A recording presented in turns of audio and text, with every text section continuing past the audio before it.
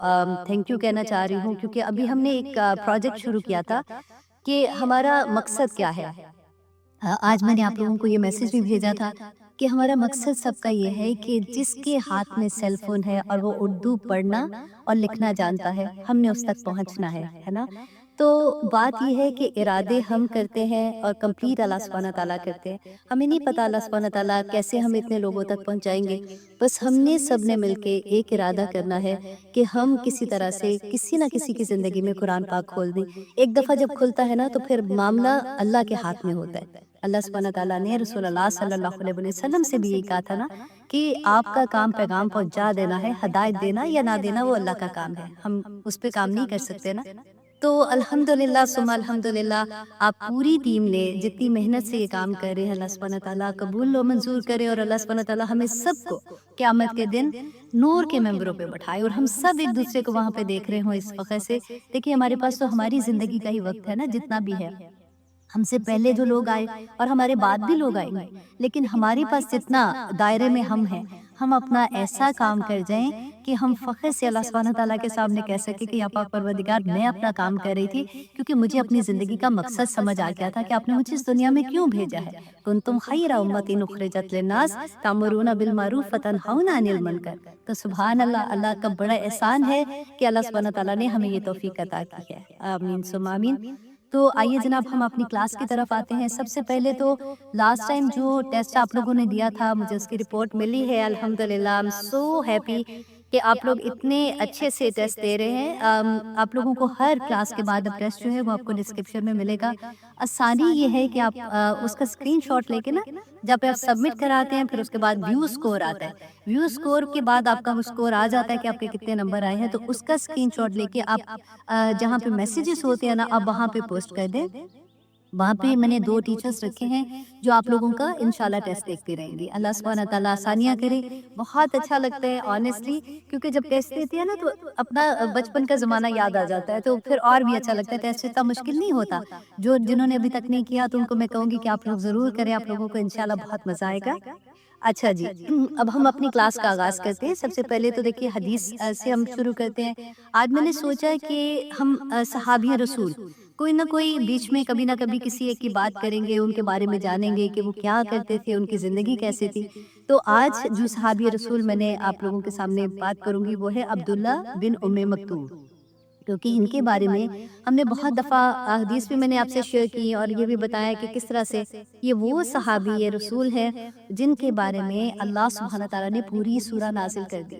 تو یہ نبینا تھے۔ آپ دیکھیے کہ ہمارے پاس اگر ہم دیکھیں تو کتنی بہانے ہوتے ہیں نا کہ ابھی تو میرے کالج کا کام بہت زیادہ ہے، ہوم ورک کتنا ملتا ہے، اچھا اس کے بعد کر لوں گی، اچھا ابھی تو میری شادی کا وقت آ گیا ہے تو انشاءاللہ ابھی تو تیاریاں اتنی ہیں اس کے بعد کروں گی، اچھا اب بچی ہو گئے ہیں تو اس کے بعد کروں گی، اب پھر بچوں کی شادیاں ہوگی پھر کریں گے۔ ہمارے پاس وقت ہی نہیں ملتا، کوئی نہ کوئی بہانہ ہمارے پاس رہتا ہے۔ آپ ان صحابی رسول کی آپ دیکھیں کہ یہ نبینا تھے، اور رسول اللہ صلی اللہ علیہ وسلم کے پاس ایک دفعہ آئے تو آ کے کہا، کیونکہ ان کے گھر سے اور مسجد نبوی میں راستے میں جیسے ہوتا ہے اندھیرا، عشاء کی جب اذان ہوتی ہے یا فجر میں جانا ہوتا ہے تو ایک راستے میں جھاڑیاں تھیں اور اس طرح کا راستہ تھا، کبھی بارش بہت ایسے والی ہو جاتی ہے۔ تو رسول اللہ سے انہوں نے پوچھا کہ میں نبینا ہوں ڈیفینیٹلی، تو مجھے اگر میں گھر میں نماز پڑھ لیا کروں۔ اب یہاں پہ غور کیجیے گا کہ ہمارے بچے ہمارے مرد حضرات جو ہیں وہ مسجد میں کتنا جاتے ہیں، کہ انہوں نے پوچھا کہ میں کیا اپنے گھر میں نماز پڑھ سکتا ہوں؟ تو رسول اللہ نے کہا کہ ہاں ٹھیک ہے، اور دیکھ کے حالات جیسے کہ ایسے ہیں۔ تو جیسے جانے لگے نا تو رسول اللہ نے پھر ان کو آواز دی، تو ان کو آواز دے کے پوچھا کہ عبداللہ کیا تمہارے گھر میں اذان کی آواز آتی ہے؟ تو انہوں نے کہا ہاں اذان کی آواز تو آتی ہے۔ تو انہوں نے کہا کہ نہیں، پھر تمہیں مسجد میں ہی آ کے نماز پڑھنی پڑے گی۔ مطلب وہ فاصلہ تھا نا کہ اتنا، آج کل تو دیکھیں کہ گاڑیاں ہیں، اتنی آسانی ہے، ایسا بھی نہیں ہے کہ مسجدیں، تو پاکستان میں تو ہر محلے میں مسجدیں ہوتی ہیں، بلکہ ایک ایک نہیں 2 2 بھی ہوتی ہیں۔ تو اللہ سبحانہ تعالیٰ ہمیں بھی توفیق عطا کرے، آمین ثم آمین۔ اچھا، اب یہ جو صحابی رسول تھے یہ مکہ میں پیدا ہوئے تھے، اور رسول اللہ صلی اللہ علیہ وسلم سے ان کی رشتہ داری بھی تھی۔ وہ کیسی تھی کہ حضرت خدیجہ رضی اللہ عنہا جو تھی ان کے ماموں زاد بھائی تھے۔ تو اپنی امی کے نام جیسے ام مکتوم ہے تو کیونکہ وہ نبینا تھے تو اسی سے ان کا نام مشہور ہو گیا تھا۔ تو ان کے بارے میں آتا ہے کہ ایک دفعہ کیا ہوا تھا کہ رسول اللہ صلی اللہ علیہ وسلم کے پاس مکہ کے جو سردار تھے نا، جس میں عتبہ بن ربیعہ، امیہ بن خلف اور ولید بن مغیرہ، تو یہ بیٹھے ہوئے تھے اور رسول اللہ صلی اللہ علیہ وسلم ان کو دین کی دعوت دے رہے تھے، اور رسول اللہ صلی اللہ علیہ وسلم کو بہت یہ تھا کہ کسی طرح سے یہ لوگ اگر اسلام میں آ جائیں گے، کیونکہ اس زمانے کا رواج کیا ہوتا تھا کہ اگر سردار ایک چینج ہوتا تھا نا تو پیچھے پورے لوگ چینج ہو جاتے تھے۔ تو رسول اللہ نے سوچا کہ یہ تین اتنے بڑے بڑے سردار اگر یہ چینج ہو گئے تو بہت آسانی ہو جائے گی، اور بڑی لگن سے ان کو دعوت دے رہے تھے دین کے بارے میں۔ اتنے میں کیا ہوا کہ یہ عبداللہ بن ام مکتوم جو ہے یہ چل کے آ رہے تھے، تو ان کو تو نظر نہیں آتا تھا، تو جیسے ہی مسجد میں داخل ہوئے تو اونچی آواز میں انہوں نے کسی بارے میں، کوئی آیا کے بارے میں انہوں نے اس کی ڈیٹیل پوچھنی تھی، اس کا مفہوم پوچھنے کے لیے وہ انہوں نے رسول اللہ کو پکارنا شروع کیا۔ تو رسول اللہ صلی اللہ علیہ وسلم کو یہ تھا کہ اچھا اب یہ جو سردار تھے نا، ان کا ایک یہ بھی تھا کہ یہ کہتے تھے کہ آپ کے پاس تو اتنے جو ایسے لوگ ہوتے ہیں جو غریب ہیں اور جو ایسے والے لوگ ہیں جن کو سوسائٹی میں اتنی جگہ نہیں ملتی، وہ آپ کے گرد ہوتے ہیں، اگر آپ ان کو علیحدہ کر دیں اور ہم سے جب بات کرتے ہیں تو ہماری مجلس علیحدہ ہو، کیونکہ سردار ان کا مائنڈ وہی تھا نا جو جاہلیت والا تھا۔ تو جیسے ان کی آواز سنی نا اور یہ بولتے جا رہے تھے، رسول اللہ صلی اللہ علیہ وسلم نے تھوڑا سا آپ سوچے ناگواری کا احساس نہیں ہوتا کہ یہ چپ کر جائیں یا اس طرح سے ان کو ہوا، اور رسول اللہ نے پھر منہ موڑ کے نا جیسے انہی کی طرف سرداروں کی طرف مخاطب ہو گئے۔ تو آپ دیکھیں کہ جیسے یہ اٹھ کے گئے ہیں، جو سردار بیٹھے ہوئے تھے، ابھی رسول اللہ گھر نہیں گئے ہیں، مجلس برخاست ہوتی ہے، گھر جانے کا ارادہ کیا رسول اللہ نے تو وہی نازل ہو گئی۔ وہی میں اللہ سبحانہ تعالیٰ نے کیا فرمایا، عبس وتولی، کہ اے نبی آپ نے اپنے چہرے پر ناگواری کے اثار، صرف اثار، اللہ سبحانہ تعالیٰ نے کہا کہ اور آپ نے رخ پھیر لیا۔ اب اس میں آپ یہ پوری سورہ پڑھ کے دیکھیے گا، ان جاءہ الاعمی، کہ جب آپ کے پاس ایک نبینہ آ گیا تھا، وما یدریک، اور آپ کو کیا خبر، لعلہ یزکا، شاید کہ آپ اس کو ہیلپ کرتے تو وہ اس سے وہ اور باقی اختیار کرتا، او یذکر، یا وہ نصیحت قبول کرتا، فتنفع الذکر، تو وہ اس کو اور زیادہ نفع دیتی، اما من استغنا، تو رہے وہ لوگ، اے نبی صلی اللہ علیہ وسلم کو اللہ سبحانہ تعالیٰ فرماتے ہیں لیکن جو شخص بے پرواہی کر رہا ہے، فانت لہ تصدی، کہ تم اس کی طرف توجہ دے رہے ہو، وما علیک اللہ یزکا، اے نبی وما علیک، آپ پر، میں نے جو پہلے کہا تھا نا غور کیجیے، وما علیک، آپ پر نہیں ہے، اللہ یزکا، کہ آپ کسی کو پاک کریں۔ اللہ اکبر، اور آگے بھی پڑھ کے دیکھیے گا، یہ سورہ اتنی پیاری سورہ ہے، اللہ سبحانہ تعالیٰ اپنے بندے سے کتنا پیار کرتے ہیں۔ کہیو امیجن، وہ حدیث آپ کو یاد ہے اللہ سبحانہ تعالیٰ نے جو رسول اللہ نے فرمایا تھا کہ اللہ سبحانہ تعالیٰ کہتے ہیں کہ میرے ولی سے دشمنی نہ کرنا، اگر میرے ولی سے تم نے دشمنی تھی، تو یوزلی ہوتا ہے نا کہ ہم دیکھتے ہیں کسی کو شلوار کے پونچے اوپر کیے ہوئے، داڑھی رکھی ہوئی، یا لڑکی ہے اس نے حجاب لیا ہوا ہے اور اس طرح کی حالت میں، تو ہم مذاق اڑا دیتے ہیں۔ تو اللہ سبحانہ تعالیٰ فرماتے ہیں میرے ولی سے دشمنی نہ کرنا، وہ اللہ سبحانہ تعالیٰ اس کا بدلہ لینے آ جاتے ہیں۔ اب دیکھیے ایک نبینہ صحابی تھے اور اللہ سبحانہ تعالیٰ نے رسول اللہ صلی اللہ علیہ وسلم کو کہا کہ ایسا نہ کرے، اللہ اکبر۔ اور اس کے علاوہ میں بات بھی نہیں اس پہ کرتی ہوں زیادہ، کہ آپ آئی ہوپ انشاءاللہ آپ سمجھ گئے ہوں گے۔ اچھا اب یہ تھا کہ رسول اللہ صلی اللہ علیہ وسلم نے جب پہلی دفعہ ہجرت کا حکم دیا، یہ مسلمانوں کو اتنا تنگ کر رہے تھے مکہ میں، مشرکین مکہ جو تھے، تو پہلی دفعہ جب ہجرت کا حکم دیا نا، تو یہ ام مکتوم جو تھے، ان کو اور ایک اور صحابی تھے ان کے ساتھ، حضرت مصعب بن عمیر، ان کا بھی کبھی میں آپ کو انشاءاللہ ڈیٹیل بتاؤں گی، بڑے پیارے صحابی تھے۔ تو رسول اللہ صلی اللہ علیہ وسلم نے ان دونوں کو مدینہ میں بھیجا اور انہوں نے جا کے وہاں پہ تبلیغ کی، قرآن پاک سکھایا، پڑھایا۔ تو ان کی وجہ سے جب رسول اللہ صلی اللہ علیہ وسلم مدینہ گئے تھے نا، تو بے شمار لوگ جو تھے وہ آلریڈی اسلام کے دائرے میں آ چکے تھے۔ اب اس کے علاوہ یہ تھا کہ رسول اللہ صلی اللہ علیہ وسلم جب مدینہ گئے ہیں تو ان کو محسن بنایا، جیسے بلال تھے نا، یہ دو تھے جن کو مستقل طور پہ محسن بنایا تھا، ایک اذان کہتا تھا اور دوسرا اقامت کہتا تھا، اور رمضان میں تو اور بھی اچھا ہوتا تھا کہ ایک سحری کے وقت اٹھاتا تھا لوگوں کو، اور ان کی ڈیوٹی تھی یہ فجر کی اذان دیتے تھے، کیونکہ ان کو وقت کا بہت ہوتا تھا کہ پورے وقت پہ، کیونکہ محسن کا بہت بڑا کام ہوتا ہے کہ وہ لیٹ نہیں کر سکتا نا، تو ان کی یہ ڈیوٹی ہوتی تھی۔ اچھا اب یہ تھا کہ رسول اللہ صلی اللہ علیہ وسلم، اب یہ کمال کی بات ہے کہ جب 10 دفعہ ایسے حالات آئے تھے کہ رسول اللہ جب جنگ کے لیے گئے ہیں تو پیچھے مدینہ میں ان کو نگران بنا کے گئے، یہ دیکھ نہیں سکتے تھے، اس کے باوجود ان کا جذبہ آپ دیکھیں کہ رسول اللہ ان کو مدینے کا نگران بنا کے گئے، یہاں تک کہ فتح مکہ کے موقع پر بھی مدینہ میں ان کو چھوڑ کے گئے تھے۔ اب یہاں پہ دیکھیں غزوہ بدر کے بعد یہ آیا نازل ہوتی ہے کہ اللہ سبحانہ تعالیٰ نے فرمایا کہ مومنوں میں سے بیٹھ رہنے والے اور اللہ کی راہ میں جہاد کرنے والے برابر نہیں ہو سکتے۔ ابھی جو آپ لوگوں کو سبق آیا ہے نا، فورتھ آئی تھنک گروپ جو ہے، جو سب سے پہلا والا گروپ ہے سورۃ نساء جو آپ لوگ کر رہے ہو، اس میں اسی کے بارے میں آپ لوگ انشاءاللہ پڑھیں گے۔ تو یہی بات میں یہاں پہ بھی آپ کو مینشن کر رہی ہوں کہ ان کے بارے میں جب انہوں نے یہ والی آیات سنی تو گھبرا گئے، رسول اللہ صلی اللہ علیہ وسلم کے پاس آئے اور آ کے کہا کہ، اور اس کے بارے میں کاتب وحی جو تھے نا زید بن ثابت، وہ فرماتے کہ جب یہ آیت نازل ہوئی تو ام مکتوم نے پوچھا یا رسول اللہ جو مزور ہیں ان کے بارے میں کیا؟ مطلب ان کا بہت دل ایسا ہوا کہ اللہ سبحانہ تعالیٰ نے کہا جو بیٹھے رہنے والے ہیں وہ ان سے برابر نہیں ہو سکتے۔ تو ابھی انہوں نے یہ پوچھا ہی تھا کہ اللہ سبحانہ تعالیٰ کی طرف سے وحی نازل ہوئی اور اللہ سبحانہ تعالیٰ نے کہا کہ محتاجوں کے علاوہ، تو اتنا خوش ہوئے جس کی خواہی۔ اب دیکھیے ان کو تو مل گیا نا کہ ٹھیک ہے محتاج جو ہے وہ ڈیفینیٹلی جہاد پہ نہیں جا سکتے۔ اب انہوں نے کیا کیا کہ ان کا جذبہ آپ دیکھیں کہ رسول اللہ کو کہتے ہیں کہ یا رسول اللہ میں دیکھ تو نہیں سکتا، اب مجھے ایک کام دے دیں کہ میں جو اسلام کا جھنڈا ہے نا وہ میں پکڑ کے دیکھیں، میں تو دیکھ نہیں سکتا، مجھے نہیں پتا چلے گا کہ کون بھاگ رہے ہیں یا نہیں بھاگ رہے ہیں یا کیا ہو رہا ہے، میں اس جھنڈے کو پکڑے رکھوں گا اور میں اب وعدہ کرتا ہوں کہ میں اس کو گرنے نہیں دوں گا۔ تو اب اس کے بعد سے یہ اس طرح سے جایا کرتے تھے، اللہ اکبر۔ اور پھر کہتے ہیں کہ 14 ہجری میں حضرت عمر نے جب جنگ قادسیہ جب ہوئی ہے نا، تو اس وقت بھی کہتے ہیں وہ ذرا پہن کے آگے اور آ کے کہا کہ مجھے یہ کام کرنے دے، میں اتنی دیر سے مجھے یہی کام ایک آتا ہے کرنا، لیکن میں نے جہاد میں ضرور جانا ہے۔ تو یہ بہت بڑی جنگ تھی، 3 دن تو کہتے ہیں اتنی تابڑ توڑ حملے ہو رہے تھے دوسری طرف سے، بہت سے صحابہ شہید بھی ہوئے، اسی جنگ میں یہ شہید بھی ہوئے تھے ام مکتوم جو ہے۔ اور جس وقت ان کو دیکھا گیا تھا تو انہوں نے پاؤں اپنے دونوں پاؤں کے درمیان میں ہولڈ کیا ہوا تھا جھنڈے کو اور انہوں نے گرنے نہیں دیا۔ تو صحابہ فرماتے ہیں کہ جب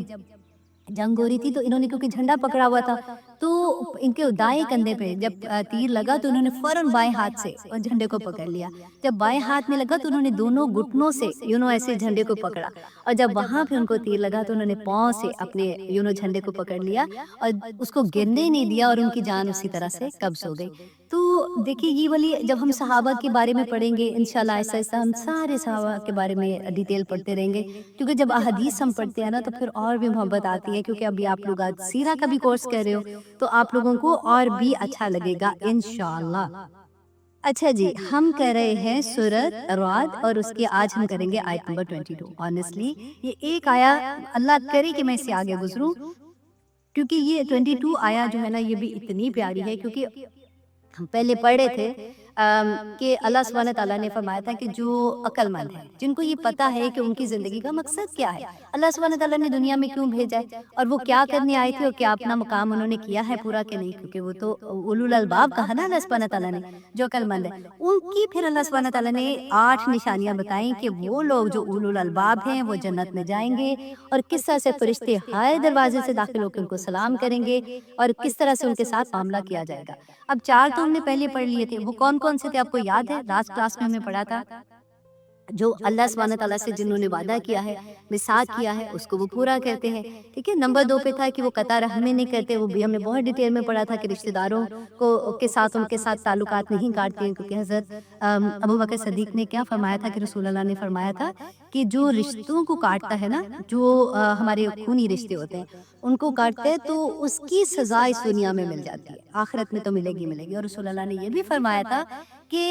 جو قطع رحمی کرنے والے ہیں نا وہ جنت میں نہیں جائیں گے۔ تو بات ختم، اس کے بعد علیحدہ اور کوئی بات کرو۔ تو یہ بہت بڑی بات تھی جو لاسٹ ٹائم ہم نے اس کو کافی ڈیٹیل سے دیکھا تھا۔ اور پھر نمبر 3 میں یہ تھا کہ ان میں وہ اللہ سے ڈرتے ہیں، خشیت الہی ان کے اندر ہوتی ہے، اللہ سے ڈرتے ہیں۔ اور نمبر 4 ہم نے یہ دیکھا تھا کہ وہ برے عذاب سے ڈرتے ہیں، کہ ہمارے کہیں ایسا ہم کوئی عمل نہ دنیا میں کر دے کہ ہمیں آخرت میں برا عذاب ہو، کیونکہ ان کو یہ پتا ہوتا ہے کہ اللہ سبحانہ تعالیٰ کے وعدے تو سچے اور پکے ہیں۔ اللہ سبحانہ تعالیٰ نے جہاں پہ جنت کی بشارتیں دی ہیں وہاں پہ اللہ سبحانہ تعالیٰ نے دوزخ کے بارے میں بھی بتایا کہ وہاں پہ کیا ہے۔ اور رسول اللہ صلی اللہ علیہ وسلم جب معراج پہ گئے تھے تو وہاں پہ رسول اللہ صلی اللہ علیہ وسلم کو دکھایا گیا تھا اور انہوں نے ہمیں بتایا تھا کہ وہاں پہ کیا کیا ہوا ہے۔ تو اب یہاں پہ اگلی جو آیت ہے اس میں another 4 چیزیں ہوں گی جس کو ہم دیکھیں گے، اور پھر ہم دیکھیں گے کہ آخر میں جو صبر کرنے والے ہیں ان کے بارے میں اللہ سبحانہ تعالیٰ کیا فرماتے ہیں۔ بہت بہت پیاری آیا ہے کہ اللہ سبحانہ تعالیٰ فرماتے ہیں اعوذ باللہ من الشیطان الرجیم،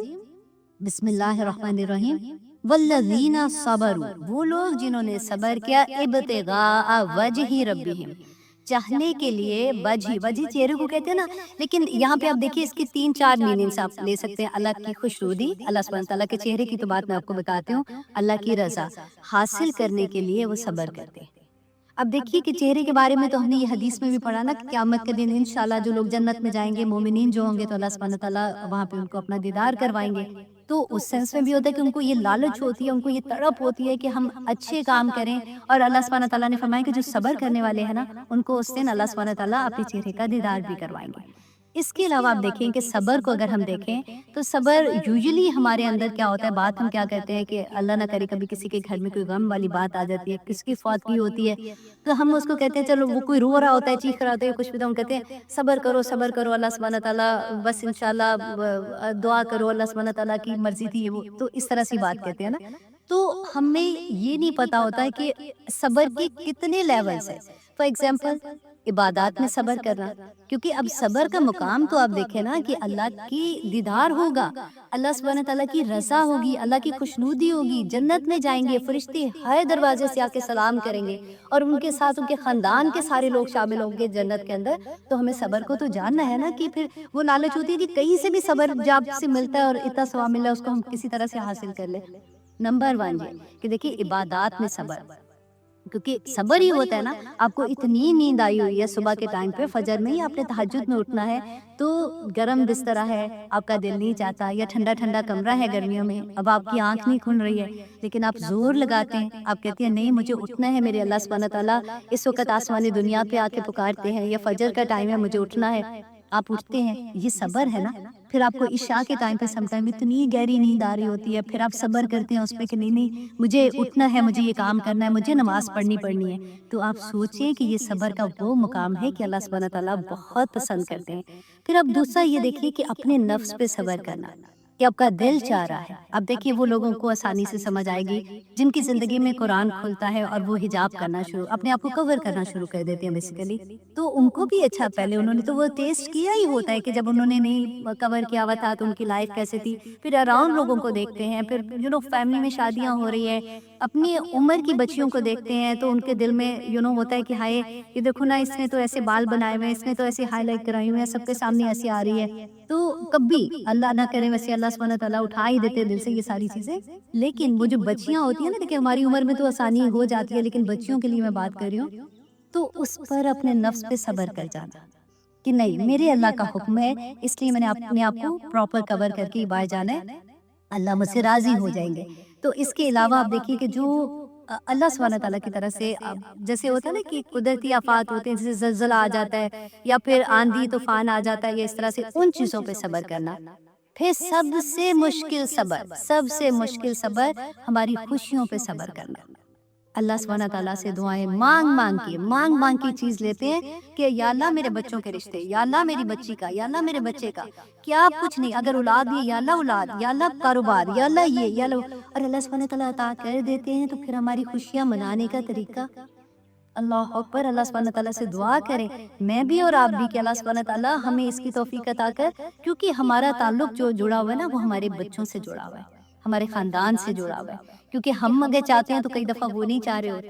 اور ان کے لیے میں کہتی ہوں دعا کیا کرے کہ یا اللہ ان کے دل سے اٹھا دے۔ جب آپ کے دل سے اٹھ جاتا ہے نا تو تکلیف ہوتی ہے، مجھے آپ لوگوں کے جب میسیجز آتے ہیں، میں آئی ڈو انڈرسٹینڈ کمپلیٹلی جو آپ کا درد ہے نا، کیونکہ آپ صرف یہ سوچیں کہ ہماری زندگی میں قرآن جب کھلا ہے تو ضروری نہیں ہے نا کہ ہمارے ہسبینڈ بھی سیم پیج پہ ہوں یا ہمارے بچے بھی سیم پیج پہ ہوں، تو اس کے لیے صبر اتنا بڑا، بلیو کریں ماؤں کے دل کٹ جاتے ہیں، جن کے اگر تو ان کو، جیسے آپ دیکھیں کہ اگر آپ کو یہ پتہ ہی نہیں ہے، فار ایگزامپل، یا میں اپنی بات کروں، کسی کی کیا بات کروں، اگر مجھے یہ پتہ ہی نہیں ہے کہ مجھے اپنے بچوں کو رب سے بھی ملانا تھا، مجھے اپنے بچوں کو 5 وقت نمازی تو ایٹ لیسٹ بنانا تھا، مجھے اپنے بچوں کو جمعے پہ بھیجنا تھا، مجھے اپنے بیٹے کی بات کر رہی ہوں کیونکہ میرے پاس بیٹے ہی تھے ماشاءاللہ، تو اب تو خیر بیٹیاں آ گئی ہیں، لیکن میں اس سینس میں بات کر رہی ہوں کہ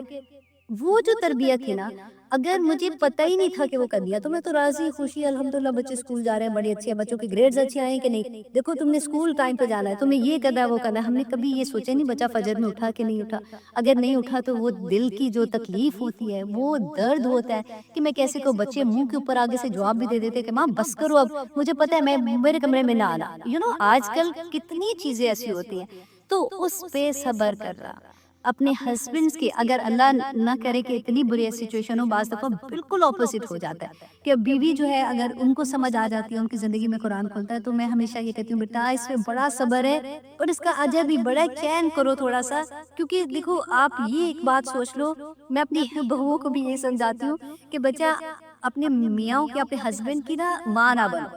اپنے بچوں کی ماں بنو. ان کی ماں نے جو ان کی تربیت کی تھی نا، وہ کرا کے آئے ہیں تمہارے پاس. اب ان کے لیے دعا کرو، اب اپنے اوپر ڈھالو، آہستہ آہستہ، اٹ ول ٹیک ٹائم، آہستہ آہستہ انشاءاللہ بہتری ہو جائے گی. سب کا درد بھی میں سمجھتی ہوں ایک جیسا ہوتا ہے کہ میرا دل چاہتا ہے کہ میں اس وقت تسبیحات کر رہی ہوتی ہوں، میں پڑھ رہی ہوتی ہوں، تو میرے ہسبینڈ نے زور سے ٹی وی لگایا ہوتا ہے یا گانے اس پہ سن رہے ہوتے ہیں، مجھے کانوں میں لگتا ہے کہ کوئی آگ لگ گئی ہے. تو یہ ساروں کے ساتھ یہ معاملہ ہوتا ہے. اس لیے میں آپ کو یہاں بتا رہی ہوں کہ جب ہمیں پتہ چلتا ہے نا کہ اچھا اس کے ساتھ بھی ایسا ہے، اس کے ساتھ بھی ایسا ہے، تو درد کم ہو جاتا ہے. لیکن آپ یہ سوچیے یہ صبر کا مقام ہے. اللہ سبحانہ تعالیٰ اس پہ اتنا آگے پڑھیں گے نا تو پھر آپ خوشی سے صبر کر دیں گے، کیونکہ درد بڑا ہے.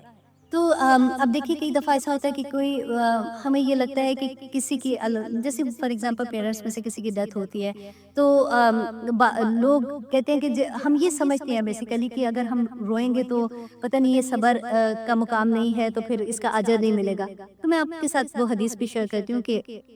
حضرت انس بیان کرتی ہے، بخاری کی حدیث ہے. حضرت انس رضی اللہ عنہ بیان کرتے ہیں کہ رسول اللہ صلی اللہ علیہ وسلم جب بہت زیادہ بیمار ہو گئے تھے، آخری وقت تھا، اور ان کی بے چینی جو تھی وہ بہت زیادہ ہو گئی تھی. تو حضرت فاطمہ کے منہ سے یہ نکلا کہ ہائے میرے ابا جان کی تکلیف. تو رسول اللہ صلی اللہ علیہ وسلم نے سن کر فرمایا کہ تمہارے ابا پر آج کے بعد بے چینی نہیں ہوگی. اور جب آپ کی وفات ہوئی، رسول اللہ صلی اللہ علیہ وسلم کا وصال ہوا، تو بی بی فاطمہ نے فرمایا کہ ہائے ابا جان، میرے ابا جان جنت الفردوس میں ان کا ٹھکانہ ہے. مطلب یہ وہ چیزیں تھیں جو ان کے دل سے درد سے نکل رہی تھی. تو کبھی ایسا ہوتا ہے کہ ہم ایسے الفاظ ہمارے اندر سے نکلتے، بس کوشش کریں کہ اچھی بات منہ سے نکالیں، کیونکہ درد ہوتا ہے تو لفظوں میں ڈھلتا ہے، آنکھوں سے آنسوں میں ڈھلتا ہے. تو اس لیے اس پہ آپ یہ نہیں سوچیے گا کہ یہ تو صبر نہیں ہے، تو بس مجھے تو بس جم کے بیٹھنا ہے کہ بس اللہ کی رضا، اللہ کی رضا. تو وہ ایسا نہیں ہے، ہم انسان ہیں.